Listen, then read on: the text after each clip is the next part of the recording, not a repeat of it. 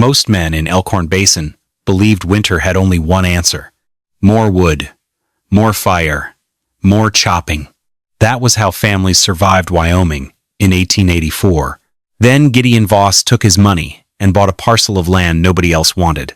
Its only feature was the crumbling stone walls of an abandoned frontier fort, 24 inches thick.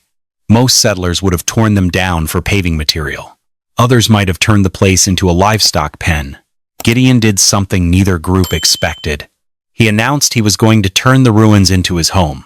At the time, everyone thought he had lost his mind. But months later, when the coldest Arctic front in years swept across the basin, people discovered something strange. The man living inside those stone walls seemed to have forgotten the cold. By late summer, the sound of building echoed across Elkhorn Basin. Axes bit into pine. Crosscut saws sang through fresh timber. Falling trees crashed against the hillsides. Every settler understood the race they were running. Once the first heavy snow sealed the trails, unfinished cabins became dangerous promises. Across the valley, walls were rising as quickly as men could raise them. Yet on a low rise overlooking Wind Elk Creek, Gideon Voss spent his days doing something entirely different. Instead of cutting trees, he cleared sagebrush from the old fort he had just purchased. The old stone walls were low and weathered. Moss darkened many of the blocks. Ancient mortar had crumbled from the joints long ago. Even so, the structure had survived winter after winter, while newer buildings had come and gone. Nearby, Bristle wandered quietly around the ruins. The brown hound paused often to sniff the cracks between the stones. More than once, he settled beside the southern wall, where the afternoon sun lingered longest. Gideon noticed every time. He never called the dog away. He never explained what he was thinking. While the rest of the valley searched for answers in fresh-cut timber, he stood among old stones and watched. One afternoon, 3 men stopped their horses near the old fort and watched Gideon work. The first was Ezekiel Hart, the most respected carpenter in Elkhorn Basin. If a family wanted a cabin that could survive 10 winters, they usually asked Hart for advice before driving the first nail. Beside him rode Boone Mercer, owner of the local sawmill. The third was Thaddeus Pike, a homestead foreman whose opinions traveled through town almost as fast as the mail. Below them, Gideon knelt beside a shallow mixing pit. Lime clay, crushed shale, and dry buffalo grass fibers were blended together beneath his shovel. He carried the mixture to the wall and pressed it carefully into a gap between 2 stones. Hart watched for a while before speaking. "Stone belongs under a house," he said, "not around it. Those walls will pull every bit of warmth right out of your fire." Boone leaned forward in the saddle.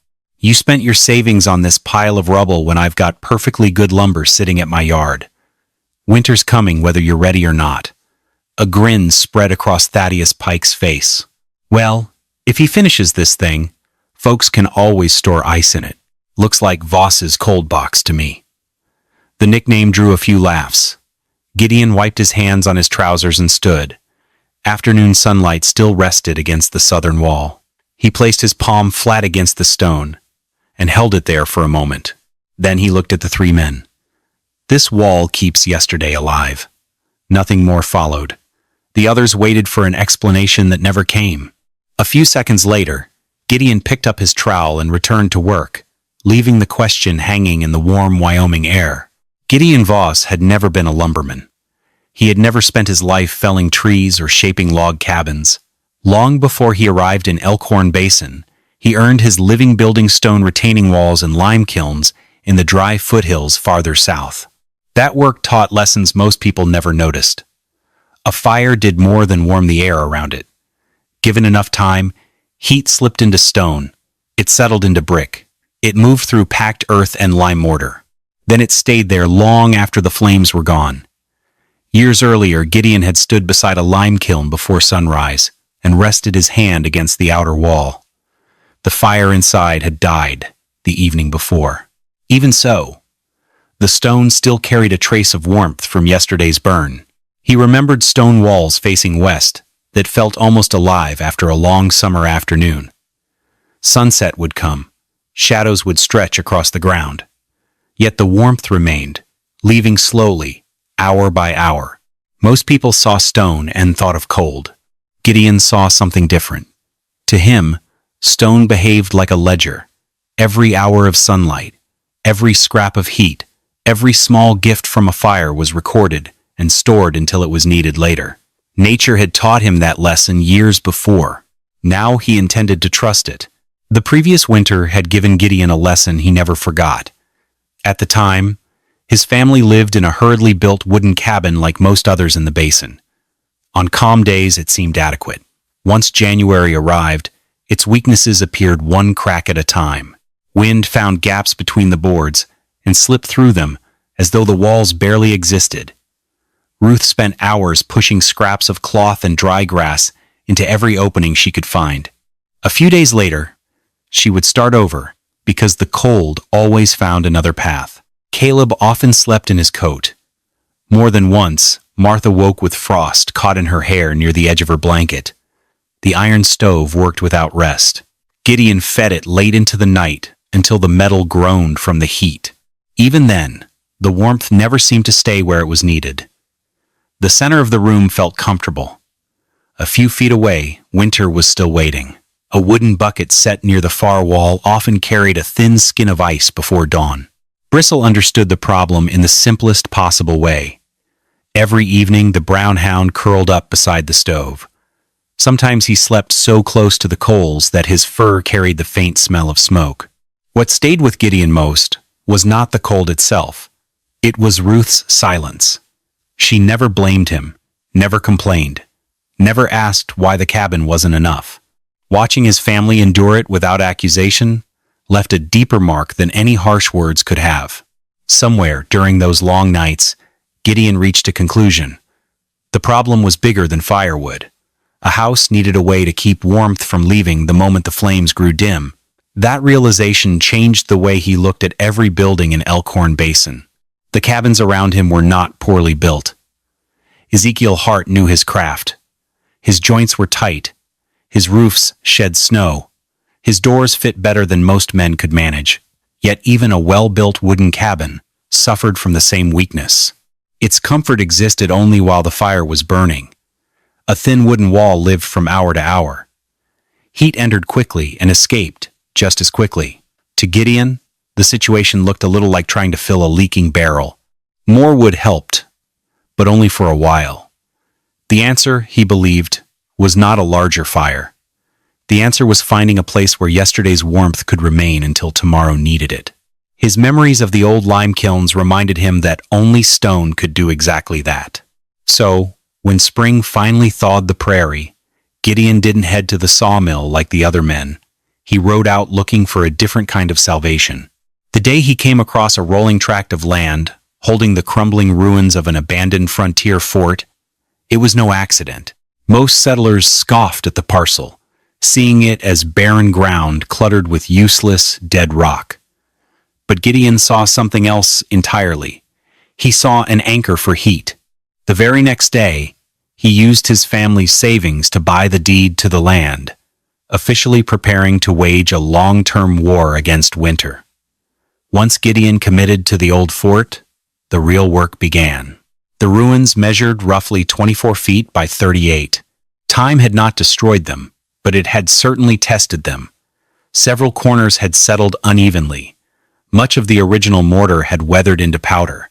Along the northern wall, years of freezing and thawing had opened narrow cracks between the stones. Nothing about the structure was ready for a family. Day after day, Gideon worked through the damage one section at a time. Loose stones came out first. Then he dug a shallow trench around the foundation, exposing the lowest courses of rock. The largest stones were reset near ground level, where the weight mattered most. Fresh mortar followed. Lime clay formed the base of the mix. Crushed shale gave it strength. Buffalo grass fibers helped hold everything together as it dried. The process was slow. A single section of wall could consume most of a day. Ruth carried water from the creek in wooden buckets. Caleb gathered smaller stones that could be used to fill gaps. Martha spent afternoons collecting dry grass for the mortar mix. their progress rarely looked dramatic. Some evenings, it was difficult to tell whether the wall had changed at all. Bristle remained close throughout the work. During the hottest hours, the hound often stretched out beneath the shadow of the southern wall and watched the family move from task to task. Gideon paid special attention to the lowest sections of the fort. Small drainage gaps were left near ground level wherever moisture might collect. Most people would never notice them. That was fine with him. Good building decisions often disappeared once the work was finished. Across the basin, cabins seemed to rise almost overnight. Fresh-cut logs stacked higher each week. New roofs appeared against the horizon. Gideon's project changed more slowly. From a distance, many settlers saw only a man spending precious summer days moving the same stones over and over again. They saw effort. They saw delay. What they could not yet see was the reason behind either one. The nickname spread farther than Gideon expected. By early September, nearly everyone visiting the general store had heard some version of the story. Each time Thaddeus Pike repeated it, the details became a little more entertaining. Sometimes the fort had no roof. Sometimes the walls were supposedly sinking into the ground. On one occasion, Thaddeus claimed Gideon planned to spend winter living inside a stone cellar like a badger. The laughter usually followed before the story even ended. Boone Mercer approached the situation from a different angle. He often stood near the stove at the store, calculating how many board feet of good lumber Gideon had ignored while rebuilding an old ruin. According to Boone, a sensible man could already have a weather-tight cabin standing where the fort sat. Ezekiel Hart rarely joined the jokes. His influence worked another way. A slow shake of the head from the basin's most respected builder carried more weight than an argument. That was the real danger. People were beginning to see Gideon as a man making poor decisions during the most important building season of the year. On the frontier, trust mattered almost as much as supplies. Once people doubted a man's judgment, they became less willing to follow him, help him, or listen to him. The pressure eventually reached home. One afternoon, Ruth heard a few comments while trading for flour. She returned without mentioning them. Supper passed quietly. Dusk settled over the fort. Later, Gideon sat outside washing dried mortar from his hands. Lime had cracked the skin across his knuckles. Several cuts had turned white from the dust. Ruth watched him for a moment. Then she asked a simple question. "Will it be done before the first hard freeze?" The answer did not come immediately. Gideon studied his hands before looking toward the unfinished walls. "It has to be." Nothing more needed to be said. The silence that followed carried all the uncertainty either of them felt. Summer storms usually announced themselves from a distance. This one did not. Gray clouds drifted over the prairie during the afternoon and settled across Elkhorn Basin like a blanket. Rain followed soon afterward. It wasn't violent. There was no thunder worth remembering, no dramatic windstorm, just cold rain, hour after hour. The kind that found every weakness a builder hoped nobody would notice. By morning, Gideon saw the damage. A section of fresh mortar near the lowest northern corner had washed away. Several stones along the bottom course had shifted outward. Water pooled against the foundation where the ground sloped slightly toward the wall. For a long moment, he simply stood there. The ruined section wasn't large. It didn't need to be. A small failure was enough to expose a larger problem. Nearby, Bristle approached the wet corner, lowered his nose toward the soaked earth, then quietly turned away. Later that day, the hound chose a different place to rest. Before noon, Thaddeus Pike rode past and spotted the damage. By evening, the story had already reached town. According to the newest version, Voss's cold box was falling apart before the first snowflake had even appeared. A day later, Ezekiel Hart stopped to inspect the wall himself. He crouched beside the damaged corner and studied the standing water. When he finally rose, his voice remained calm. "Water will do what cold finishes." There was no laughter in the statement. That made it harder to dismiss. For the first time since beginning the project, Gideon found himself facing evidence that his idea alone was not enough. The wall had survived many winters, yet one poorly managed drainage point had nearly undone weeks of work. He did not argue. He did not defend the mistake. Instead, he removed the damaged section stone by stone. Ruth watched from a distance as part of the wall disappeared under her husband's hands. The sight tightened something inside her chest. That evening, Caleb stared at the half-dismantled corner. "Are we going back to the old cabin?" Gideon looked toward the ruined section. Then he picked up another stone. "Not if I learn fast enough." The answer wasn't meant to sound brave. It sounded like what it was. A man accepting that nature had just given him a lesson, and that winter would not wait for him to ignore it. The damaged corner disappeared over the next several days. Most people assumed Gideon was simply rebuilding what had failed. The reality was more complicated. He wasn't repairing a wall. He was correcting a mistake. The pooled water had revealed something important. The old fort could survive winter, only if moisture left before freezing weather arrived. Heat and stone worked well together. Water was a different matter entirely. Gideon began by reopening the ground around the northern side. The shallow trench became deeper and wider. Crushed shale filled the bottom. Loose stone followed. Instead of allowing rainwater to linger beside the foundation, he created a gentle slope that encouraged it to move away from the wall. The mortar changed as well. More lime went into the outer mix. Less clay remained near the surface. The inner layer stayed slightly softer so it could bond with the stone. The exterior hardened into a tougher shell better suited to rain and snow. One evening, Ruth watched him rebuilding the corner for the second time.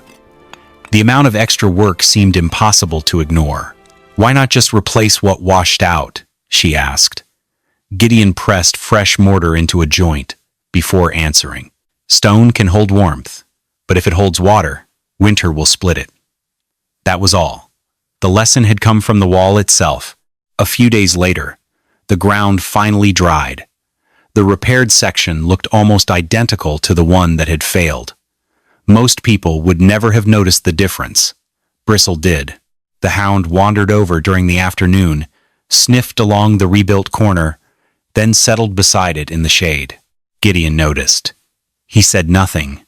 The wall had passed a small test. Winter would eventually bring a much larger one. By early autumn, the walls were finally ready to carry a roof. That was the stage that convinced many people Gideon had truly lost his senses.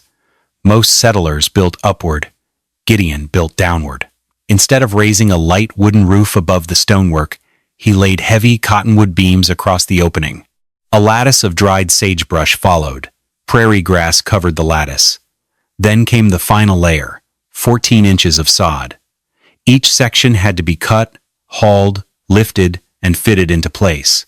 The finished roof looked less like a cabin and more like a piece of the hillside itself. From a distance, the structure seemed to sink into the land. The jokes returned. Some said Gideon was building a cave. Others claimed he was preparing a grave large enough for an entire family. The comments never slowed the work. Caleb and Martha helped carry bundles of grass. Ruth assisted with the sod whenever her strength allowed. Nearby, Bristle wandered between the southern wall and the unfinished doorway, occasionally disappearing behind piles of earth, before emerging again with dust on his coat. The entrance faced southeast, away from the worst northern winds. Two small windows sat deep inside the thick stone walls. Seen from outside, they resembled watchful eyes staring across the basin. Inside, Gideon devoted special attention to the hearth. Most families relied on a freestanding iron stove. He chose a different approach. The stone hearth was built directly against the northern wall, so every fire could feed warmth into the masonry itself. Heat would enter the stone long before winter arrived. One evening, as the last pieces of sod were being placed, Ruth stepped back and studied the finished shape. The roof blended into the earth so completely that the building appeared almost buried. "It looks buried," she said softly. Gideon rested a hand against the wall. "That is why it may live." The answer sounded strange. Months later, it would sound far less strange than the cabins surrounding it. The first cold nights arrived quietly. No blizzard announced them. No newspaper would have recorded them. Autumn simply tightened its grip a little more each week until frost began appearing along the creek before sunrise. That was when Gideon started keeping records. 2 old thermometers were mounted inside the stone house. One hung near the doorway. The other rested against the northern wall beside the hearth. A small notebook remained on a shelf nearby. Every day received its own entry. Temperature at sunset. Temperature before dawn. How much firewood had been burned. How long the coals remained alive beneath the ashes. Even the place where Bristle chose to sleep. At first, Ruth found that last detail puzzling. One evening she glanced over his shoulder and smiled.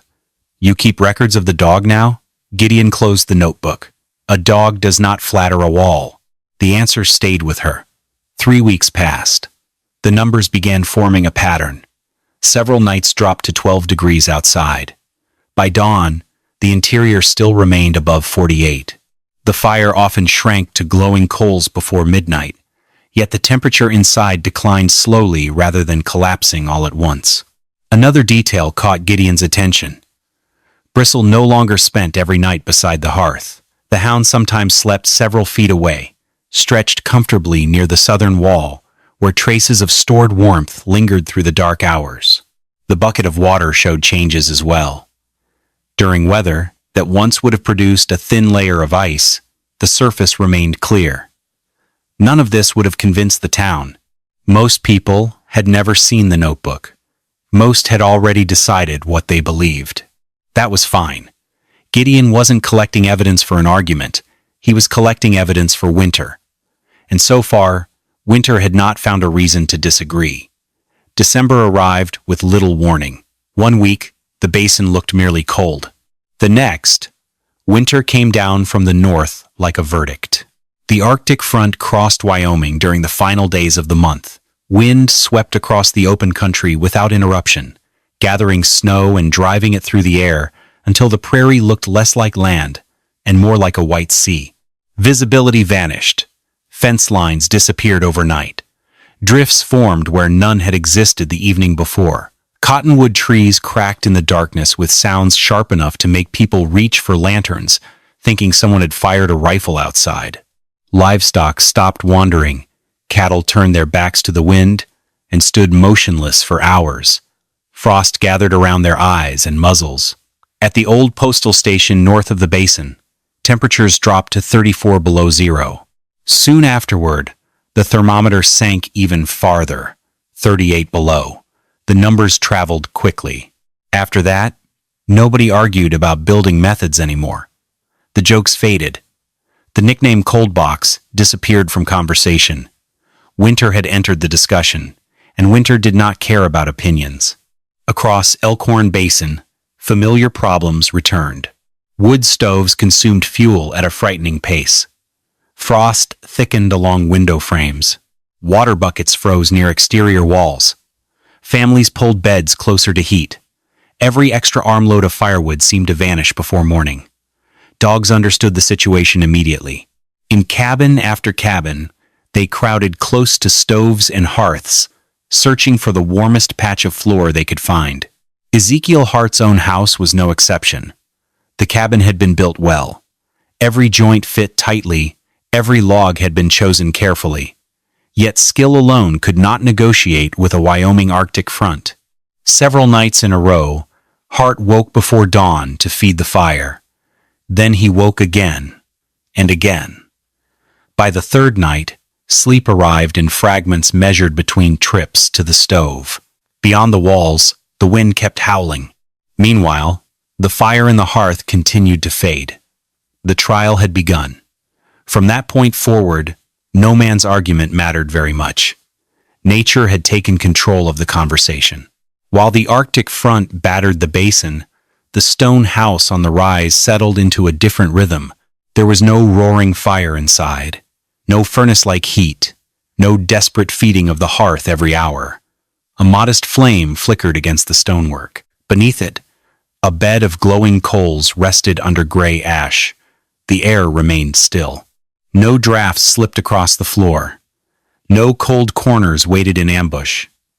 Ruth sat in the far corner, mending a shirt by lamplight. She had not moved her chair closer to the hearth all evening. Caleb read quietly at the table. Martha slept beneath a blanket without her coat. Near the southern wall, Bristle lay curled on the packed earth floor. The brown hound rested several feet from the fire. His breathing was slow and steady. Before dawn, Gideon checked the thermometers.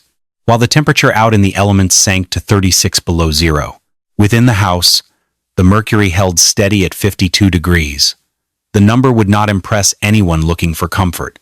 It impressed Gideon because of what it meant. The warmth had stayed. A wooden bucket near the wall remained unfrozen. Butter inside a small wooden bowl was firm but not hard as stone. When Gideon stirred the ashes, red coals still glowed underneath. Outside, the wind continued scraping across the prairie. Inside, the house seemed almost detached from the struggle. Ruth noticed Bristle sleeping far from the hearth. Then she looked toward the stack of firewood waiting beside the wall. For a moment, she said nothing. She simply picked up one of the logs she had planned to burn that night and placed it back onto the pile. The gesture lasted only a second. For Gideon, it was worth more than any compliment he could have received. On the 5th day of the Arctic front, winter found a new way to test Ezekiel Hart. One of his horses broke through a drift-covered section of fence during the night and disappeared into the whiteout. By morning, the tracks were already fading. Hart saddled up anyway. The search carried him across open prairie, where the wind seemed determined to erase every sign of life. Snow swept across the ground in long white sheets. Landmarks appeared and vanished without warning. Eventually, the trail brought him near Gideon's Rise. At first, Hart almost missed the structure. The stone house sat low beneath its sod roof, dark against the snow, looking less like a building than a piece of earth that had decided to remain above the surface. A sudden gust struck from the northwest. Hart stumbled. Instinctively, he threw out a bare hand to steady himself against the southern wall. Then he stopped. For a moment, he simply stood there. The temperature outside hovered near 36 below zero. Skin normally complained almost immediately in that kind of cold, yet the stone beneath his palm felt different. It was not warm, not the way a hearth was warm, not the way a stove was warm, but the murderous bite he expected was missing. Slowly, he pressed his entire hand against the wall. Years of experience told him stone should be stealing heat from his skin. Instead, it seemed to be holding on to something. A trace, a memory. The remains of warmth gathered long before that morning. The realization arrived quietly. Nobody stood nearby to argue. Nobody delivered a speech. The wall did all the talking. For the first time in his life, Ezekiel Hart understood that stone could return heat just as surely as it could absorb it. A few minutes later, he walked to the door and knocked. When Gideon opened it, no blast of furnace-like heat rolled into the storm. That surprised Hart almost as much as the wall. The interior felt steady. The air did not move. No cold draft brushed against his legs. No corner of the room seemed abandoned to winter. Life inside the house unfolded at an incredibly unhurried pace. On the floor, Caleb was carefully repairing a leather strap, while Martha was fast asleep beneath a wool blanket. At the table, Ruth calmly sliced bread. Even Bristle, the hound resting near the southern wall, couldn't be bothered. He lazily lifted his head before settling right back down, sprawling out comfortably a good distance from the hearth. Hart's eyes moved across the room. A water bucket stood well away from the fire. The surface remained clear. The woodpile drew his attention next. Considering the weather outside, there should have been less of it. Much less. Gideon waited. He offered no explanation. Finally, Hart cleared his throat. How much wood? Without a word, Gideon handed him the notebook. Hart studied the entries, the temperatures, the dates, the fuel consumption. By the time he lowered the notebook, the argument he had carried for months was already gone. The room contained too much evidence, and every piece of it was sitting quietly in plain sight. The Arctic front eventually loosened its grip. The wind weakened, the snow stopped moving. People emerged from their cabins and began comparing stories the way frontier communities always did after a difficult season. A few days later, the general store filled with familiar faces. Boone Mercer stood near the counter, discussing lumber orders for spring.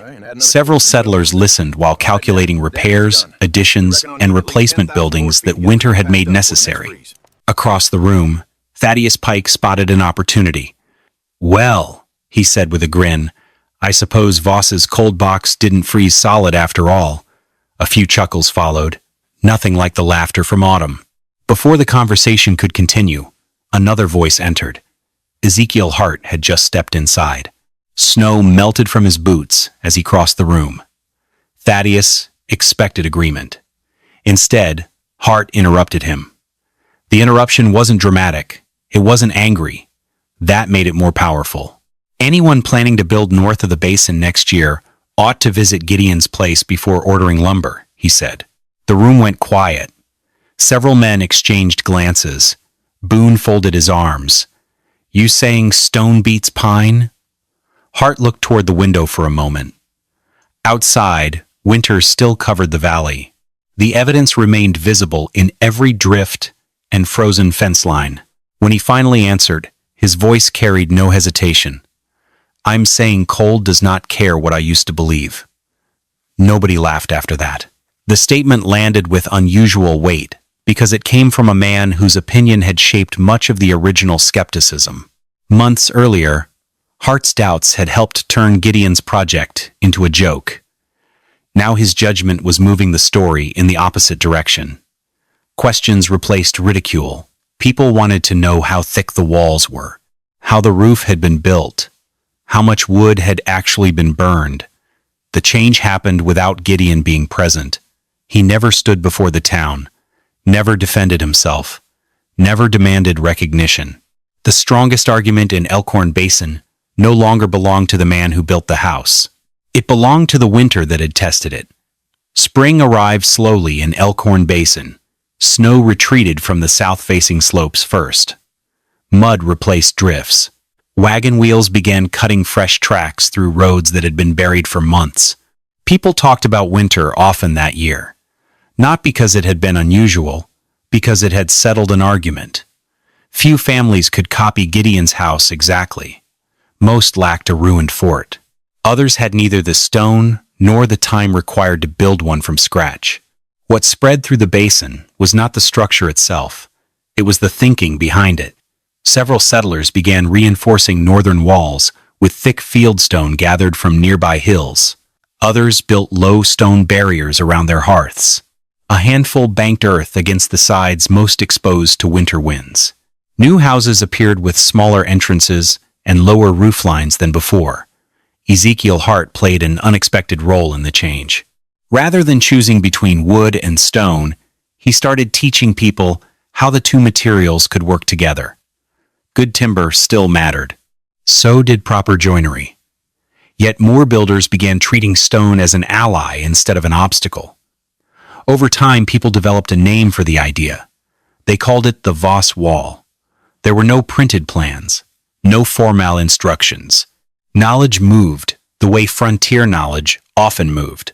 One neighbor showed another. A builder pointed to a wall that faced the afternoon sun. Someone explained why standing water never belonged near a foundation. A father demonstrated how a hearth could share its warmth with stone instead of sending all of it up a chimney. After 2 more winters, patterns became difficult to ignore. Families using stone features inspired by Gideon's work often burned noticeably less firewood. In some cases, the reduction approached 40%. Boone Mercer adjusted to the change as practical men usually do. He sold fewer boards for oversized walls, but plenty of beams still left his yard for roofs and floors. Meanwhile, Gideon remained much the same. One warm afternoon, he repaired a small crack along the northern wall, while Bristle slept in a patch of sunlight nearby. Visitors occasionally stopped to ask questions. He answered them when necessary, then he returned to work. The idea had already begun traveling on its own. A thin wooden wall lives in the present. While the fire burns, the room stays warm. Once the flames begin to fade, the heat leaves with them. By morning, Very little remains, except cold boards and memories of comfort. Gideon's stone walls lived by a different clock. They gathered afternoon sunlight. They absorbed the steady warmth of evening fires. Small amounts of heat that most people never noticed settled into the masonry and waited there. Then winter arrived. The north wind crossed the prairie, temperatures plunged, and the walls quietly returned what they had been given. Slowly, patiently, without drawing attention to themselves. That was how nature delivered its verdict. Not through speeches, not through theories. The judgment appeared in a bucket of water that never froze beside the wall. It appeared in a brown hound, sleeping far from the hearth on the coldest nights of the year. It appeared in the hand of a carpenter who touched stone expecting bitterness and found something else instead. Years earlier, Gideon Voss had placed his palm against a sun-warmed wall and spoken a sentence nobody understood. By the end of that winter, the meaning had become clear. The wall keeps yesterday alive. Gideon never defeated winter. No one on the frontier truly did. What he learned was something far more useful. He found a way to let yesterday stand beside his family when the coldest night finally arrived.